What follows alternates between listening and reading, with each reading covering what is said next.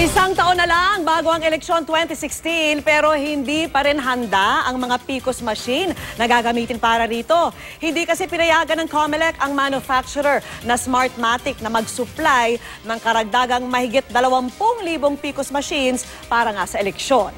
Nakatutok si Mav Gonzalez. Failure of bidding ang idineklara ng COMELEC Bids and Awards Committee para sa unang public bidding para sa pagsusupply ng dagdag na 23,000 precinct optical scan o PCOS machines na gagamitin dapat sa election 2016. Yan ay matapos muli nilang idiskwalipika ang kumpanyang Smartmatic TIM. Ang dahilan, hindi raw nagsumite ng valid articles of incorporation ang kumpanya. Hindi rin daw pumasa ang demo unit ng Smartmatic dahil sa di nito pagkakaroon ng dalawang storage devices at ang wala ng kakayanan na sabayang pagsulat ng datos dito. Ang Smartmatic TIM, naghain na ng motion for reconsideration sa pasya ng BAC. Ikinagulat daw nila ang desisyon ng COMELEC, lalo't sumunod naman daw sila sa lahat ng requirement at pumasa raw sa mga technical test.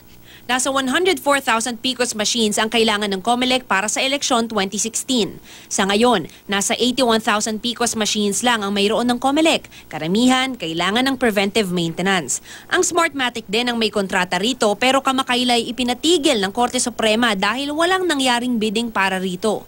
Sakaling hindi pagbigyan ng Smartmatic, magkakaroon daw ng second bidding ang COMELEC para sa mga dagdag na PCOS. Nung nag-fail pa lang ito the first time, about a week after, nag-start na tayo ng second bidding. Tapos nung na-overturn yung decision sa Smartmatic at the time, sinuspend yung second bidding. Okay, so since ngayon na-disqualify na naman sila, gugulong na naman ulit yung second bidding. Sa kabila nito, naniniwala ang COMELEC na aabot sila sa eleksyon sa Mayo. May mga plano na rin daw sila para rito.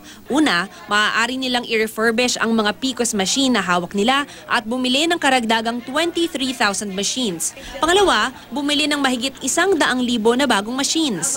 Yung refurbishment plus 23,000, ang estimate namin dyan is about 5 billion. Yung estimate namin dun sa isa, yung 100,000 machines, cost about 12 billion, no? So yes, it is very expensive, but you know, this is where we are. What can we do, right? Wala pang bidder sa second bidding ng COMELEC pero pwede ulit sumali ang Smartmatic. Inaasahan ng COMELEC na sa Hulyo, mapaplansya na kung sinong bidder ang makakakuha ng proyekto. Mav Gonzalez, Nakatutok, 24 Oras.